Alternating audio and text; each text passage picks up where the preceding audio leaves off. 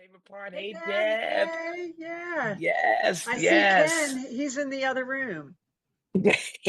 Peter, show your Kids in the face. other I room. just saw Peter Speciale. Where'd you go? Look at Peter. Hey, Peter's on. hey, Yeah, MJ and Robin. Peter's in the house. Hi, I just Eileen. Peter's Peter is on and speaking. How dare he? This is our part. And I did see Faye Fishman's beautiful oh, there we go. face, and now she's gone back. Oh, There's there she Faye. is. She's Hey, And blinking there's, on and on. and I And there's see Ken. Watch, look. Let me Gail. see if I can hit. I'm trying to hit Ken. So Gail, who was at our live. Hi, Peter. Hanging hey, with the MJ. Harp. How are you? I'm doing okay. Sorry, I'm just filling my dog's balls, so she Oh, okay. Well, is occupied. don't let us stop you. No, it's right. That's right. The dog needs his balls. Hi, Melanie. Let's see. Let's see. Jonathan. We see There's Gail, Melanie. Lori, Tammy. Y'all know this is my favorite part, just seeing all the Yeah. pictures and all the people who are there and who have come in. And we're just so thankful that you all are here. And it was really, really great seeing you all in person. For some of you in person, yeah, at the Harp conference. And we're hoping very soon to have information about next year, which will be hosted by Katie in the Atlanta Harp Center. We don't have that yet, but we're getting. Oh my gosh, we have royalty. Hello, Darhan. Hello. Ah, Yeah, royalty in the house. yes. She's Lance's gone spear, now. and she put. I love how when we speak to people, they immediately put their Yeah, freeze frame on. They're like, "Don't talk to me." But it's really good to see all of you, and we're I'm Jeanette. excited about today's hang. We We are are for sure. Hey, excited about today's Ken, we hang. have you in two corners there, Ken. We've got Ken twice. How did that happen? God blessing. What's that? I tell you, That's okay. I tell you, I tell you, what can you do? What can you Now do? he's He's siding. getting off. Robin, He, I'm glad to see Robin's here. Robin saw us in, yeah, Robin saw us in DC. yes, How many that was of so you, great. by sort of wave of hand, and we'll probably ask again right before we start, how many of you watched it live, our first real live? Yay, Deb, of course, you're one of our favorite fans. We're one of your favorite fans, so it works out well. Absolutely, absolutely. So Did that's anybody good to else? know. The live worked. So yeah, it was, and you, June, you watched it too live? Great, yeah. It was kind of fun for us. It was a little, it was very different, but it was really Oh, and fun. Lori gave us Lori a thumbs watched it. up. Yeah, I love that. Thank you, Lori. Excellent. Well, as you know, and I see some new faces, which is wonderful. Hi, Jonathan. I don't think nice to see you. And Yes, and I love that everybody's coming on screen and I can see faces and see everybody. It's always really fun. It's always really fun. I so am out here. Let me see. I'm trying. Look, Robin was see that? just That's my hand about to hit Ken in the face because I am in Palm Springs, babies. Aw. I'm in I'm in California. with Mm. Ken. Yes.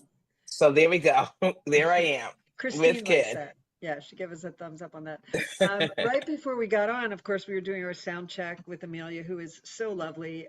She's been with us once before, a long time ago. It's hard to believe how long we've been doing this, and I know that some of you have just been so wonderfully connected, and we so appreciate it. I don't know whether you know, last year I said to Rob, she was down here. We were doing the hang from here. I'm in Florida actually, and I said, I think December is going to be our last hang. And Robin basically said, "Oh no, it's not." Yeah. So, That's right. Come on. What she else was, you got to do? Come on. It's a fun time. but And and she, and you know, we have so many people who watch the replay. That's where you really see like the numbers and the hits because of course people are working and people are doing things and it's just always nice to have something that you can look at that has a lot of silliness but really also a lot of good information. and sometimes it's Really and nice to truly. have that as reference because it goes by so quickly. But Robin, right before we plugged in or plugged on, you were talking to Amelia about the lever harp and where you are in life, and I think that would be a really good thing to share with people about playing the Well, lever harp. yeah, guys, when we live, we're life. We might not look older, and I know we don't, but we're all getting older. We're all moving up and marching up, and between falling and breaking things or getting devastating diagnoses that say stuff's going to happen to you. Gosh, it's about 17 years ago now that I decided, let me pull that lever harp out and really start seeing what I can do with it, because my career might have to move. If my legs stop working, I can't move pedals, but I still want to be Robin and I still want to perform. But not only did I just still want to perform, I wanted to perform the same stuff that I perform on the pedal harp. And so when I discovered Amelia, it was like, yes, that's what I'm talking about. There is some of the classical music that I grew up playing that, until we had the composers like Barbara Brundage and some of them who rearranged pedal harp music for the lever harp, it was out of our, we couldn't do it. We had to stay in the same key, play a lot of folk music, play a lot of world music, which is great, but it wasn't who I wanted to be because it wasn't who I was. So that if you ever you break something, or something is hurting, or guess what? The harps start getting heavy. We get a little older, those harps start getting heavy. And MJ would, and David especially, will gladly sell you a lever harp that is not as heavy. And because of Amelia and all these composers that are out there really changing how we look at it, you can still play everything. Sometimes people don't know, if they don't see me physically, which harp I'm playing on. And isn't that cool? Yeah, and the harp landscape has changed so much, not just musically, but in the lever harps themselves. When we first opened the store, I mean, I was blown away. I did not know about Dusty Strings. I was strictly, line and Healy classical. So this was 25 years ago, and triplet. But on the scene today, there's also so many different ones with different tensions, different sounds. There's literally almost something for everybody. And one thing, I mean, Robin mentioned breaking things, and I actually broke my wrist a few years ago, and it has compromised some of the things I play. I'm basically a pedal harpist, and there's just some things that won't work between specifically my third and fourth finger, but that's a whole other thing. And I started the Harps for Healing course, and I fell in love of all harps with a Ulysses, which is something Kim Robertson plays, and not just because it's light. I'm telling you, you just pick this thing up. But and I wanted a lighter tension, but it's beautiful. Is it a pedal harp sound? No, the Prelude is, but I didn't want that. So there's a lot out there. And once I'm going to put a little plug here. Usually Robin plugs the harp centers better than I do, but if you have a chance, that's another reason to come to these conferences. Because I mean, Gail, you were there. We have a whole room of things to try, and that's what's really important. You have to see what fits for you, because I would have assumed I wanted a Prelude, because I've always, but I'm lucky. I have the showroom right there, and I just, fell in love with the Ulysses. But I do not want to crunch into any of Amelia's time, but we're so excited to have her, because when it comes to the lever harp, she's really one of the pioneers, really pushing or expanding this world. So our trivia question for today, and I'm embarrassed to say, as I said, I'm in Florida. I forgot to bring my mug. Do you? And you, but you did. Oh, I bet Ken has one. Ken, where's your head? Okay. And look, Ken's running and getting it because I'm sitting here drinking sparkling water to keep hydrated. It is 95 degrees out here, 95 degrees here, and 49 back home. Wow. Um, but that is when Ken comes back with his mug. That's what the winner gets, a mug and a Hangin with the Harp bag. There you go. And here's the trivia question, which the first person to put the correct answer in the chat wins for the week, or for the month, I should say. And the question is, how many keys can a lever harp play in? That's your question. How many keys can a lever harp play in? And this is not a trick question. I thought it was, but it doesn't even matter what you tune it in, apparently. It's the same number of keys. So take a stab at it. And without further ado, hey, Anna. Robin's going to introduce Amelia. And that's major keys, you guys, major keys. And so Amelia, she's in San Francisco. She's a San Franciscan, San Franciscan. I'm closer to her now than I was last week. You've got to go on her website. You've got to go look at all the things she does and that she is doing. And the biggest thing, as I said, is just watching her play and make this music accessible that we used to say, oh, you can't play it on this type of harp. And her accolades are all over the place. I love that she has spent time all around the world and then came back home and said, this is it. This is what I want to do. I want to arrange things on the harps I play. Now she does play two lever harps at the same time. I don't know if we're all going there, but she's going to tell you, and I hope you all, the PDF was on your registration, and I'm sure Katie will also put it in the chat. And I hope that you all make sure you download it or have it somewhere where you can look at it. And I'm going to ask Amelia to come right on because she will be better than any introduction I could do. Thank you. Thank you all for being here. It's so good to be back on Hanging with the Harp. And I contacted MJ a couple weeks ago saying, I've been working on this movement the past year and want to just share it with more harp players that might benefit. And this window opportunity opened. So I'm so glad to be back to share what kind of just keeps me excited about the lever harp. So I'm kind of just going to dive in with the slideshow that I have just to kind of give some context, which is I started off a number of years ago with what I call lever harp for the modern harpist movement. And in essence, it was reimagining classical works for lever harp and then doing seminars. But last June, I decided, you know what? I'm going to create a movement and challenge myself to make monthly arrangements of chromatic music to expand the chromatic cross-genre catalog available to lever harp. So I want to start off by just sharing a video that I presented on that site when I first launched it. And hopefully everyone can hear it. Welcome to the lever harp for the modern harpist movement. My name is Amelia Romano. Growing up, I played folk music on the lever harp. I soon found myself performing with seasoned classical chamber musicians, and I craved the possibility of performing classical as well as jazz standards, as well as folk music that was chromatic on the lever harp. I soon found myself arranging these works for lever harp. This gave my repertoire so much freedom and possibility.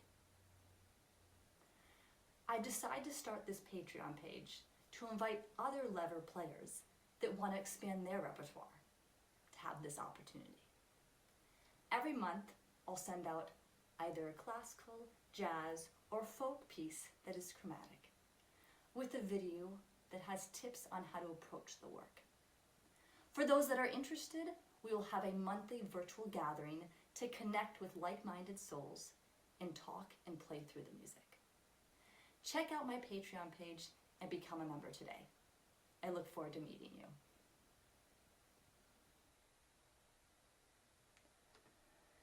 So that was kind of at the core of why I started this movement, which was essentially I wanted to build a catalog of repertoire that challenges us to go beyond the often diatonic repertoire that's designed for lever harp.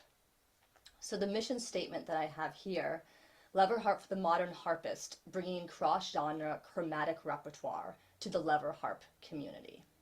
That was the kind of the core idea that inspired me to start the movement. And then, like so much in life, I started it and it's kind of just taken on a life of its own. So as I shared a bit a moment ago, the context for it was that after I did my master's degree, I focused specifically on classical music from all the way back from the Baroque and Romantic eras all the way into like Philip Glass and contemporary composers and living composers. And I made a collection of 9 pieces that I reworked for the lever harp. And what I want to be really clear about is I didn't simplify it. I simply modified a note here or there to make it possible to make the lever shifts happen and still hear the music that you wanted to hear.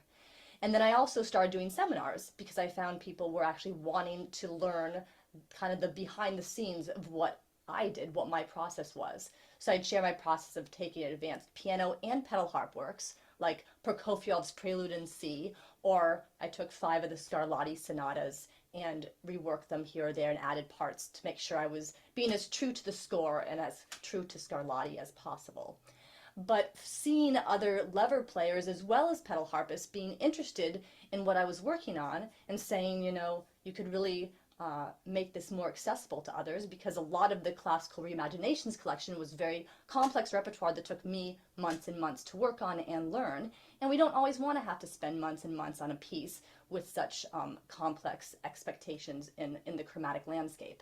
So I then decided to create this movement. And the idea behind the movement, which is a good challenge for me, is every month I have to find a piece that is chromatic and within these 3 genres. And why I specify these 3 genres is because we know there's a lot of folk music written for lever harp from Northern Europe, and it's incredible repertoire. And there's so much folk music from other regions of the world that I was really just not as exposed to, specifically repertoire that includes lever shifts. And this can be a challenge because you might find a folk piece that's in a different mode but doesn't require any lever shifts. So the focus of the movement is both cross-genre as well as has to be chromatic, with at least 2 to 3 shifts minimum. So every month I pick from one of these 3 genres. So I started the movement with a piece from Northern Africa, a Sephardic folk piece. And then the second month I found a classical piece. And then the third month I chose a jazz standard, because jazz music is a world of its own. And I've really only touched the surface. But there's so much history in jazz and so many eras of jazz, and especially the ones in public domain from the 1910s and 20s are really accessible if you have a creative mind in approaching it. So every month I put out one of these 3 genres and I rotate between, so we get equal opportunities. If you're really in love with jazz standards, you don't have to wait a year for the second one. But then I also focus on giving tips so that when you get this piece of music, you're not a fish out of water in terms of when to shift the levers, how to execute the shifts, how to make it seamless.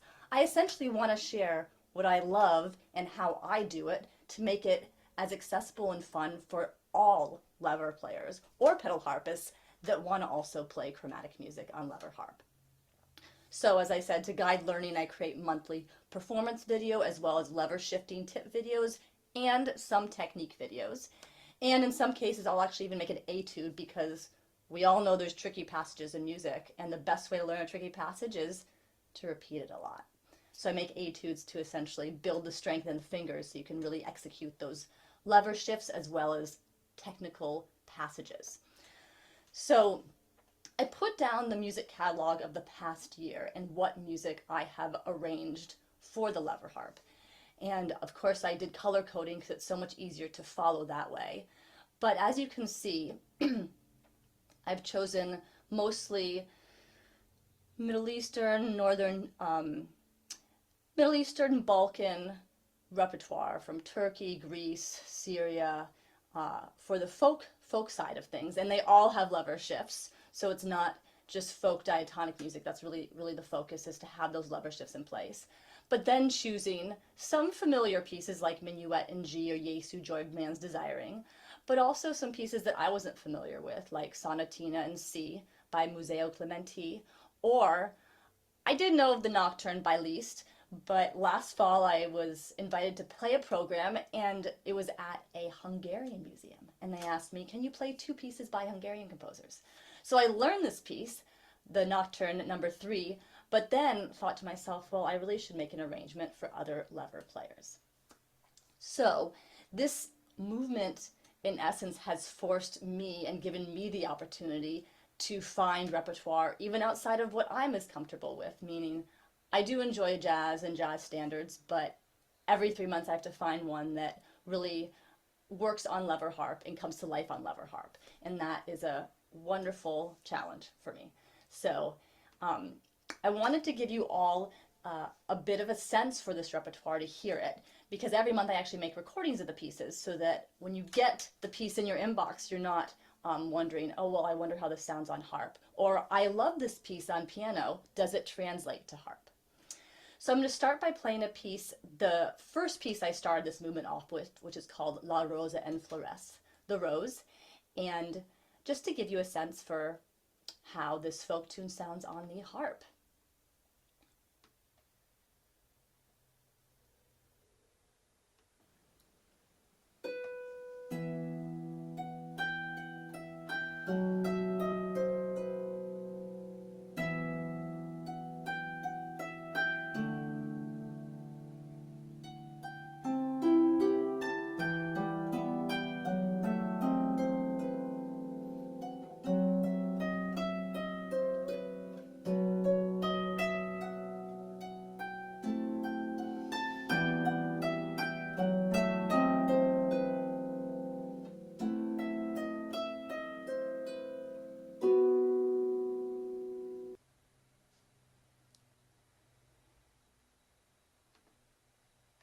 So of course, I find the most engaging elements of presentations are when we actually get to interact together. So I'm going to play this next work. Let's see. Let's start with the nocturne. And I'm going to share the video, but then I'm actually going to have everyone look at their handout because I actually shared the first page of the sheet music. And to be clear, every single piece I release every month has an intermediate and advanced version. And I find that helpful because sometimes someone wants an advanced option for a certain section, but might not want to play an entire advanced piece. And this gives people kind of an opportunity to mix and match, or to see how my thought process is in terms of arranging, because that itself is a helpful way of kind of priming your own brain when you find a piece that you really like. How do I want to approach this? How do I want to develop it so that it really showcases the instrument that I'm playing it on? So here is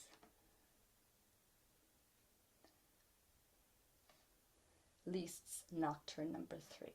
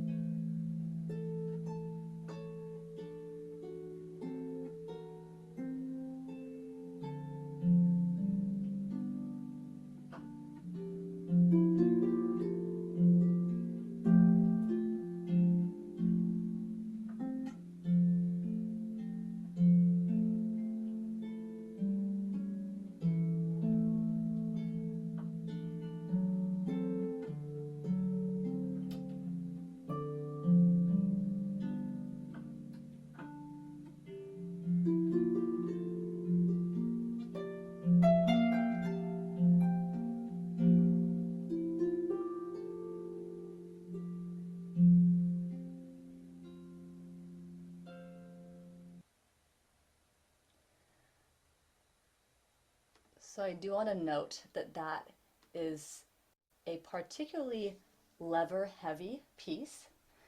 And so if you're thinking to yourself, wow, that's a lot to learn, all the videos I'm sharing today are the advanced version that I've created, because once someone can hear the advanced version, they have a sense for what the possibilities are and then how they want to engage with that piece of music.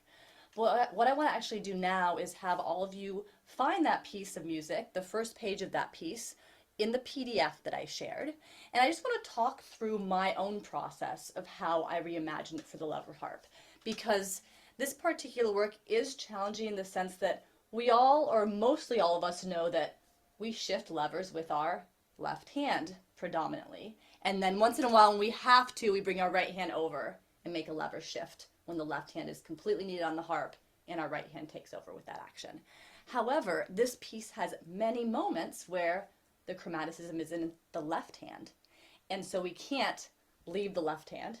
And so either we have to take the lever shift with the right hand, or we have to take the bass line with the left hand. Or, sorry, take the bass clef notes with the right hand. So I just want to share a little bit of my own process of thinking about how to play this work. And of course, one thing to note is every harpist notates their music differently. And I kind of thought it through a lot. How do I communicate whether it's the left hand playing the bass line or the right hand playing the bass line, for example. So starting at measure 13, what I decided to do is, we all know when we do fingering, if we want to tell someone to play it with the right hand, we often put it on top of the notes, whereas the left hand we put on the bottom of the notes. I'm actually going to take a moment to pin myself so you can see my harp. So here, when you're looking at, doesn't even matter, intermediate or advanced version, but we have the intermediate in front of us. When it comes to section B, what I've done, starting on the second eighth note in the bass line, is I put a third finger in place, and that is referring to the right hand. The right hand needs to play that part. So I want all of us just to dive in, because I find the best way to learn is to actually do it yourself versus just hear someone else talk about it and then realize in the end that you didn't actually understand what they were saying and you're kind of stuck. So just starting from measure 11, just kind of see my process of thinking, and hopefully I believe by sharing our processes of thinking, we kind of adapt each other's and find that it actually helps us improve the way we look at chromatic music, which is what we ultimately want to do, because we want to see the lever harp as a chromatic voice. It's not just a diatonic voice, or rather a voice that can change keys and can change tonal centers while we're still playing. So starting on measure 11, obviously we have just the simple, and then that's how I play that part. And something to note is that all of my arrangements are made for harps tuned with 3 flats. So the harp that I'm playing right now only has 1 flat on it, but I tune my harps with in 2 different keys, so I can access all the major keys around the circle of fifths. However, you know, oftentimes when we want to play an enharmonic, we just circle the notes so that we know that if it says A flat, we're actually going to play a G sharp. We circle it and then we know what to do. But in this music, oftentimes I'll put down exactly what's needed for a harp with 3 flats tuning. So just something to note. But when we get to B, measure 13, what I end up doing is, and practice with me here, you play that first note. It doesn't really matter what finger you play with. I tend to play the melody line with my second finger, and my left hand plays second finger as well, because then I'm going to take my right hand, third finger to thumb, and play the next note in the left hand with my right hand. That's why I have the 3 above it. And then the next 2 notes, one's in the bass clef, one's in the treble clef, beat 2, I play it with 2 and thumb in my right hand. So that basically frees up my left hand, and no one knows. The goal is, well, whatever we do, and then I bring my right hand back up. That's why I have the third finger above the and of 2 in the treble clef. And then I continue with my left hand in the bass clef. And then again, I come down. That's why it says 2 and thumb in the bass clef. And I switch that lever again with my left hand. And I keep going with my right hand in the bass clef, because this next 3 beats has 3 more lever shifts. So I play as I put down 4, 3, 2, and a chord. And as I'm playing this, I make those shifts into place. And then I continue on 15, and I take my fourth finger in the right hand and play that octave with the A and G sharp, and I raise this middle C lever, and then continue on with my right hand, left hand. And then I take over again with my right hand to get that F sharp in the bass clef.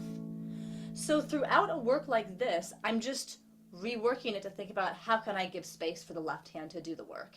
And then, of course, something that I always talk about in all the different videos I do is that we really need to practice these shapes placing for the right hand, because our right hand is just not used to these placements. And I didn't even ask any of you, raise your hand here if you play lots of chromatic music already. I can only see a couple of you, but just raise your hand if you're already doing it. So we all have our systems, right? We all have our systems of how to play with the right hand and shift at the same time with the left hand. But what I find for myself is the only way that I can ensure that I can look for the levers to shift and at the same time keep the music going is that I know the patterns in my fingers in my right hand. I know where my hand needs to go and how far to open it, because we know we have two eyes, but they both look at the same place at the same time. So we really have to balance what we're looking at and when. But the beauty of this piece is when we think about it as lever plays, it's like, oh God, all this lever chromaticism in the left hand. And then all of a sudden we realize, wait, we can just rethink how we're playing it. And it really isn't that challenging. Another thing that I do a lot, and I'm sure many of you do, is I actually put some notes up the octave when I don't want to shift really low octave levers and have to worry about then going back and shifting them back into place. I'll just bring the note up the octave, and sometimes you actually hear the note better, but it means that you don't have to jump so far and have to cover as much territory with your lever shifting.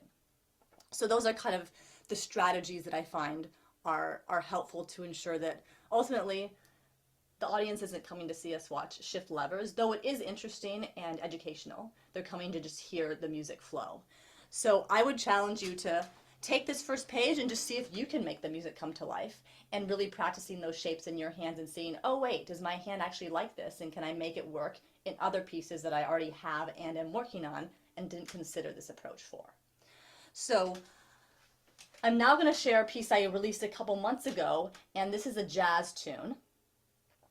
And what I like about this one is that it has a fun flow to it, but there's a lot of different lever shifting tips that I want to share with you in case you have not come up with them on your own.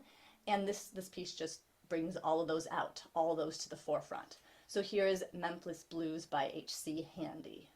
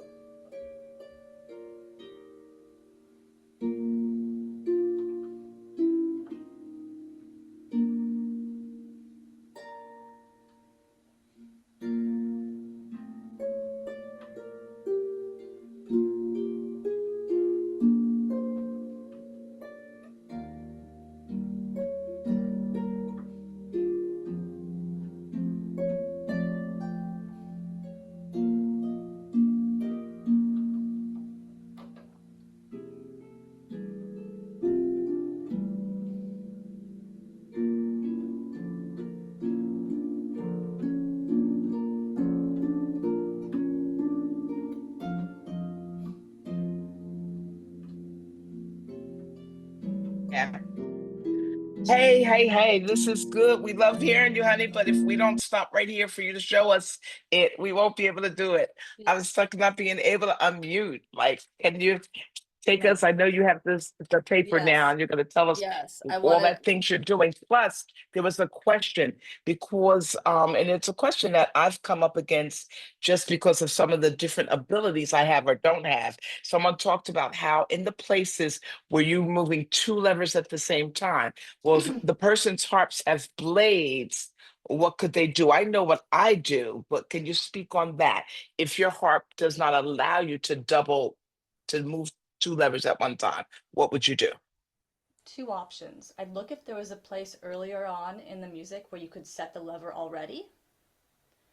And sometimes it would mean even just taking one of the notes down the octave or up the octave. I'd also just practice with adjusting, putting your 2 and 3 above and your 4 and thumb below, and seeing if there's ways that you can adjust how your fingers are placed to get those at the same time if they're next to each other. So just looking at the Memphis Blues intermediate version, I have a number of places, for example, on measure 14, there's a D natural and a G sharp. And what here I actually have to switch at the same time. And what I tend to do is I'll push up with my 2 and down with my thumb. Or if I have to go the other direction, I'll put my 2 on top of the D to bring it down and put my thumb under the G to bring it up. So I don't know if that answers the question. I think the main thing to practice is to seeing what feels good for your fingers. If the levers are next to each other, then it makes it easier just to do 2, 3 above and 4, 1 below. However, if they're not next to each other, oftentimes I can do a third with blades. I would think that's even possible. The one other thing to think about is what amount of friction do your levers have? I have chromatic levers, so it's quite easy for me to shift up and back down again. Whereas if I had levers that take a little more pressure, I might have to just give it a half more second. So let's say, for example, I shift within a quarter of a second and I can get 2 up at the same time. If my levers take a little more time, I might put a little more pressure on one individually and then the second individually. So I would actually say lever shifting and the tricks I use are often based on how much time do I have? Do I need to give myself almost even a fermata within a certain phrase of the music to give a little more time to push up? So for example, looking at the beginning of the piece here, we have what I call a 2-pitch shift on the pickup. And what I mean by that is we're playing the D natural and then we immediately go to D sharp. And so what I do is I just play the D a little bit louder. So, and that way you hear both notes versus having to play them twice and having to wonder about the shift happening well. Of course, if you have blades, there might be a slightly different sound. The other thing about the chromatic is they're easier to move, and when you do shift them, they're musical as well. So you're not dealing with a sound going on. So that's something to keep in mind. In some cases, you can't do anything about that. In other cases, you might speed up your shift a little bit or see if you can kind of make it musical with that motion itself. Then, of course, as I said, on measure 4, we have an A flat in place. And of course, if you have a G sharp instead, for example, I would just go and then bring it down to get that G natural kind of idea. But the main thing that is really helpful in this work is actually the technique of making sure you're closing quickly enough with your left hand. Because the whole time, as you saw in the video, there's this bouncing going on in the left hand, and then of course you have to jump up and get levers. So if you can close quickly and then stay higher up on the harp, you can actually get to all the lever shifts you want to and not feel like you're being rushed. It can almost just be part of the music, the bounce between, getting the C up, the C down. So just starting. Right there with what you just said, Yes. right there, I Mm-hmm. think for all of the lever movers, you really added another dimension and something that people should think about. Because if you're going to be moving a lot of levers, please, Lord, nobody cares about that. We don't want to see that. So if you incorporate it, like she just said, into making it one smooth movement, that would be fantastic. And Amelia, because I'm such a fan, here's my question for you. Would you ever, and have you ever considered some of us, you have intermediate, you have advanced, Come on now. What do you have for us under that? Like, are you ever going to break it down for some of us? We're looking at these handouts and it's like, well, okay, well, the Nocturne 3, I like those first two lines. Oh, crud, what happened there?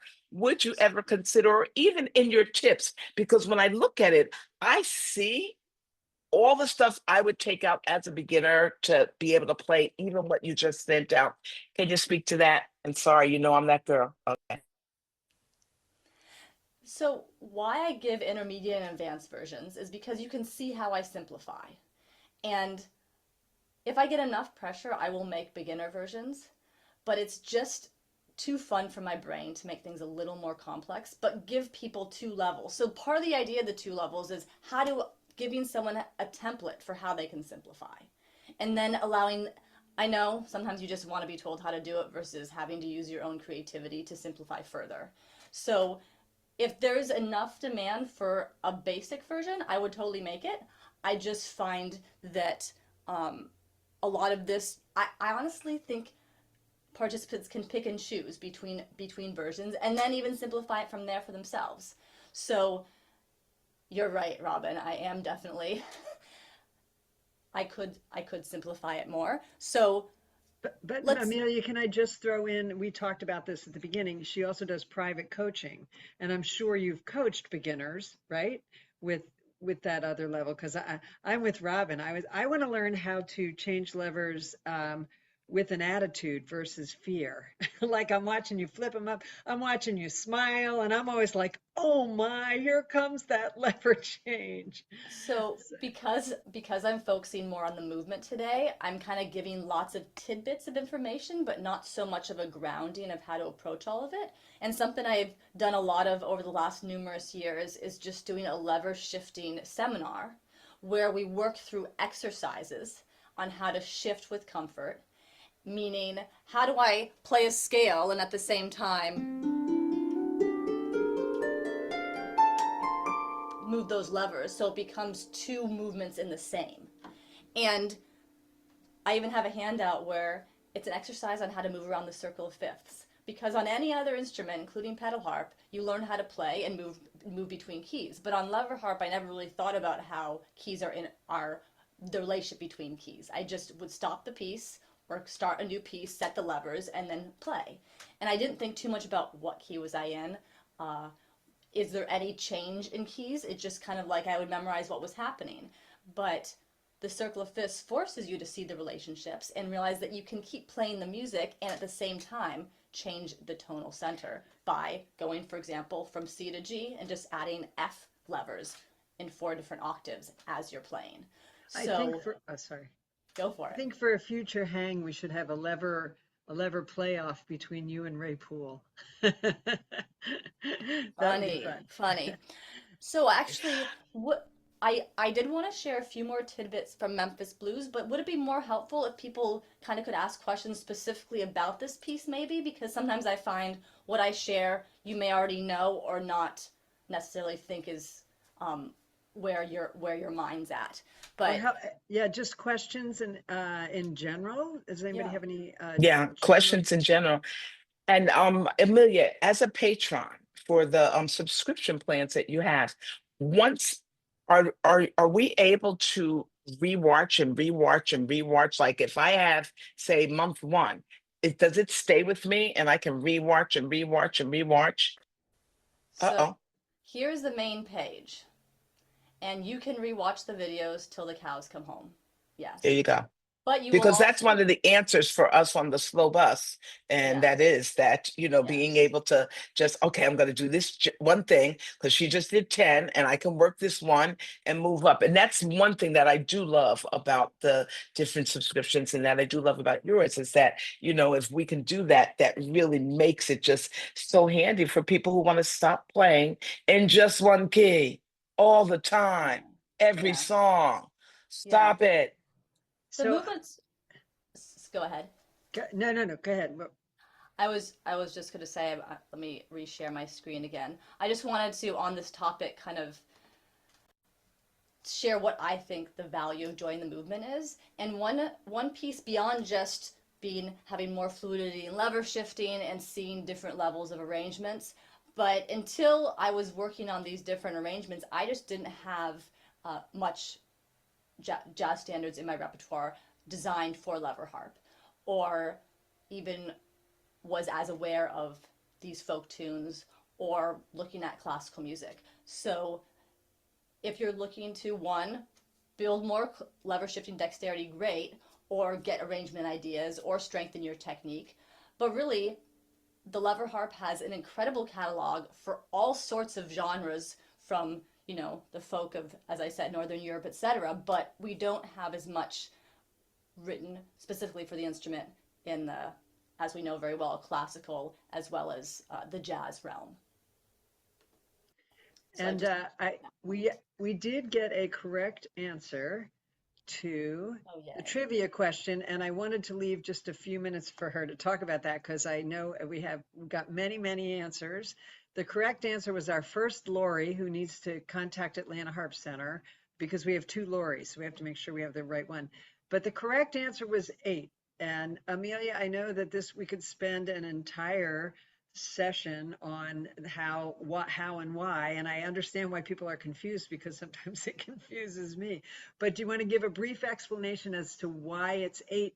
And this is no matter what key you're tuned in. It doesn't matter whether it's F or C or E flat. Well, we simply we don't have the 3 pitches per string, so we can't access, if we have, for example, a C natural, we can't get a C flat and a C sharp. I don't actually know that I have the best explanation. Why I'd even put that as a trivia question is because when I started choosing to not transpose music in my classical collaborations with chamber musicians, I found the only way to play the repertoire was to simply have 2 harps. And the best way to do that was to tune them in obviously 2 different keys with some keys overlapping. But then it forced me to realize, oh, I can only access 8 keys on this harp. So then I have to choose what I tune this harp to and then tune my other harp accordingly. So there may be someone here that can even answer the 8 keys better than I can. But that's what I was forced to learn in my efforts to not transpose, but rather what I call reimagining classical music. And what I really see it as is taking the bare bones of a piece and then looking for little tricks to make it work with levers without having to take out whole sections or take out whole left-hand passages. And it works quite well. And when we talked about this trivia question, I had to, in my mind, do it in E flat. And if you do it in your head, if you've played lever harp at all, even if you start with C and just go around the circle of fifths, Katie had a lovely little, Katie did a theory course once for harpists. Katie, do you have that theory course available still? No, so that was a couple years ago, so I don't have those recordings available anymore. But this is a chart that I keep up available in our showroom. It's just a little cheat sheet on why we might tune the lever harps to either C or E flat. And it's just a guide. If we tune to E flat, we have access up to 3 flats, or 4 sharps in keys, which gives us the 1, 2, 3, 4, 5, 6, 7, 8 keys available without retuning the lever harp. And it's just a little easy visual guide. And this is the circle of fifths or circle of fourths, depending on which way you're going, for anyone that is not familiar with it, or more familiar with theory.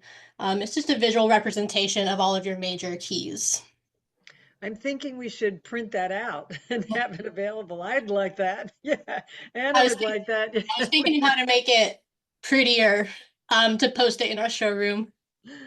Yeah. No, it's nice the way it is. It's nice the way it is. Take a picture and send it to these beautiful participants.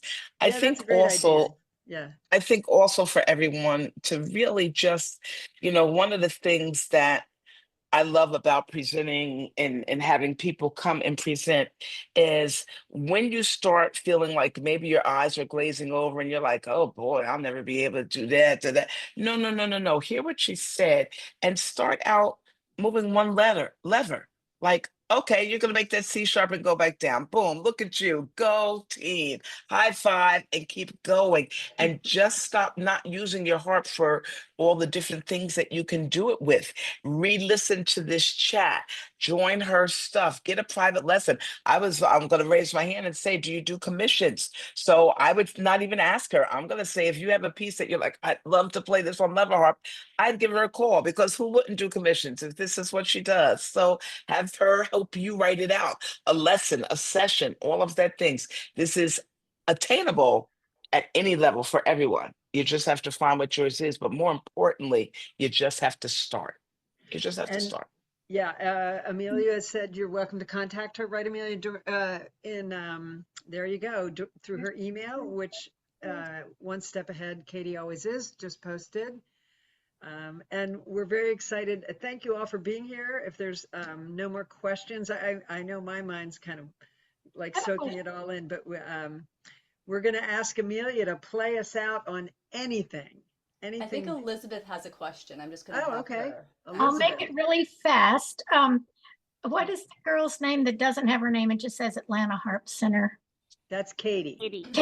Katie, if you would email me your little drawing, I will make it pretty for you. I'm a graphic artist. And send it back, Oh, and then everybody can have beautiful.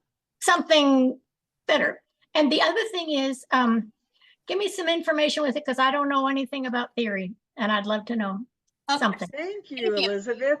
Okay. Yeah, that's awesome. And we'll all look forward to that. We'll have that available at the next hang. How's that? Yeah, that's yeah. good.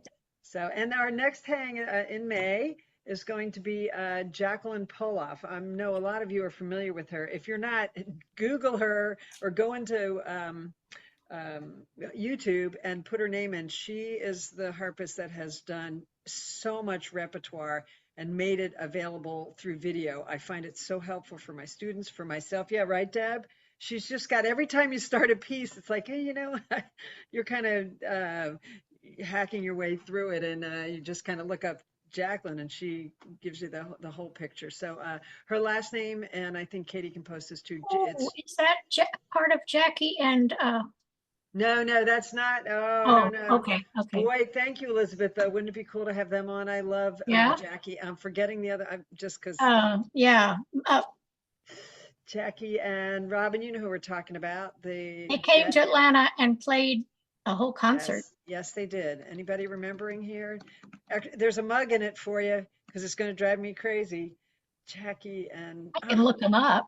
And I can see her face too. I can see that they're an amazing duo. Oh, it's Addie and Jack. Addie and Jackie. Addie and Jack. Oh, I get a mug. You get a mug. Well, you get 2 mugs for doing the, Okay. the chart. Okay. So thank you all. Yeah. So Jacqueline Poloff will be here. Katie will get that in. It's last name, and just look her up before next month. She's going to be talking about some choral music, but we'll definitely get her to talk about her whole repertoire and how she's done that. But we'd like to thank Amelia so much. I mean, I know our minds are all kind of poof, at least mine is, watching her do that, but it's also very inspirational. I'm inspired to get back to my Ulysses. And what do you want to play for us, Amelia, to take us out? I'm actually just going to play, funny enough, an O'Carolyn folk tune. With no levers. Look at that. Look at God. I know. That's okay, because there you I go. Yeah.